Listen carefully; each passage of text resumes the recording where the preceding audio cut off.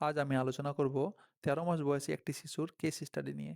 শিশুটির শারীরিক ও মানসিক লক্ষণের উপর ভিত্তি করে আমি কিভাবে সঠিক হোমিওপ্যাথিক ঔষধ নির্বাচন করলাম এবং কেন ক্যামোমিলা বা অ্যান্টোমোনিয়ামস বাদ দিয়ে পালসিল্লাকে বেছে নিলাম তা বিস্তারিত জানব।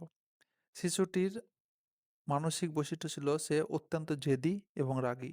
তার সবচেয়ে বড় বৈশিষ্ট্য হলো সে সারাক্ষণ মায়ের কোলে থাকতে চায়, কোল থেকে নামলেই কান্না শুরু করে দেয়, অন্য কারো কাছে যেতে চায় না। গায়ের রং ছিল শ্যামবর্ণ। আলোচনার মাধ্যমে বুঝতে পারলাম সে খুবই বুদ্ধিমান। গত ১ মাস ধরে দীর্ঘস্থায়ী সর্দিতে ভুগছে। সর্দি কখনো পাতলা জলের মতন, আবার কখনো ঘন হলুদ রঙের। রাত্রে নাক বন্ধ হয়ে যায় মাঝে মধ্যে, নিঃশ্বাস নিতে কষ্ট হয়। রাতে নাক ও বুকের কাছে সর্দির ঘড়ঘড় আওয়াজ শোনা যায়। রাত্রে দেরিতে ঘুমায় এবং মাঝরাতেই হঠাৎ কান্না করে জেগে ওঠে। ১ ঘন্টা কান্না করে, খেলাধুলা করে এবং ১-২ ঘন্টা পর ঘুমিয়ে পড়ে। লেট রাতে ঘুমায়, মানে দেরি করে ঘুমায় এবং দেরি করে জাগে। সকালে সে ৯ঃ০০-১০ঃ০০ নাহলে জাগে না। এই টাইপের বলল কথা। আর বলল যে শিশুটি রোগ প্রতিরোধ ক্ষমতা খুবই কম। হালকা বাতাস পেলে বা বাইকে কোথাও গেলে তার পরের দিনেই সর্দি জ্বর হয়ে যায়। অ্যান্টিমোনিয়াম টাট কেন নিলাম না? কারণ শিশুটি নিঃশ্বাসে ঘড়ঘড় আওয়াজ হচ্ছে ঠিকই, কিন্তু সর্দি অনেকদিন ধরে চলছে এবং তার মধ্যে বমি, বমি ভাব বা বমি হওয়ার কোনো লক্ষণ খুঁজে পাওয়া যাচ্ছে না। অ্যান্টিমোনিয়াম টাটের প্রধান লক্ষণ হলো যে প্রচুর কফ থাকবে এবং তা তুলতে না পারায় সাথে, সাথে বমি, বমি ভাব হবে। তো যেহেতু এই লক্ষণগুলো তার মধ্যে পাইনি শিশুটির মধ্যে, বলে এই মেডিসিনটাকে বাদ দিলাম। নেক্সট মেডিসিন যেটা মাথায় আসছে আমাদের, সেটা হলো ক্যামোমিলা। ক্যামোমিলা শিশু অত্যন্ত রাগী, খিটখিটে হয়।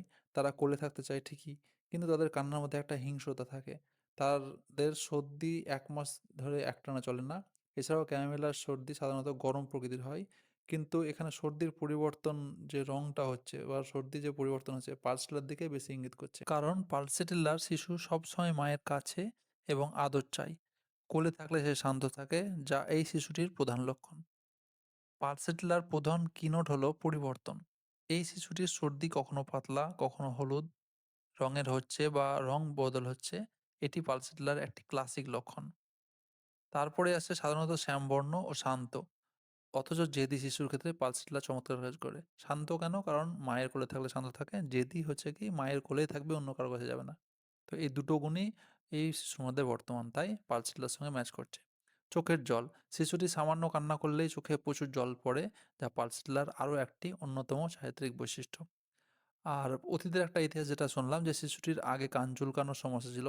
কানের সমস্যার সাথে সর্দির সংযোগ পালসেটিলার লক্ষণকে আরও জোরালো করে তোলে। এবার চলে আসছে যে আমি পালসেটিলার পাওয়ারটা বা মাত্রা কি দিচ্ছি।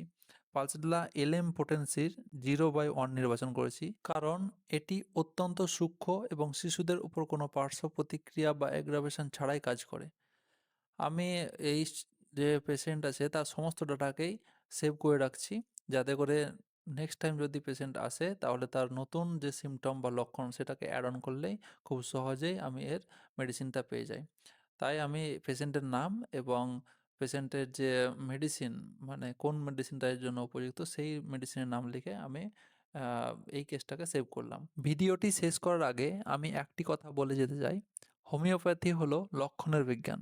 প্রতিটি শিশুর লক্ষণ আলাদা, তাই ওষুধও আলাদা হতে পারে। আপনার শিশুর ক্ষেত্রে কোনো ওষুধ প্রয়োগের আগে অবশ্যই একজন অভিজ্ঞ চিকিৎসকের পরামর্শ নিন। ভিডিওটি ভালো লেগে থাকলে অবশ্যই একটি লাইক করুন, বন্ধু-বান্ধবদের শেয়ার করুন এবং এই ধরনের ভিডিও পেতে আমার চ্যানেলটিকে সাবস্ক্রাইব করে রাখুন। ভালো থাকুন, সুস্থ থাকুন, সঙ্গে থাকুন। দেখতে থাকুন হোমিও সেবা।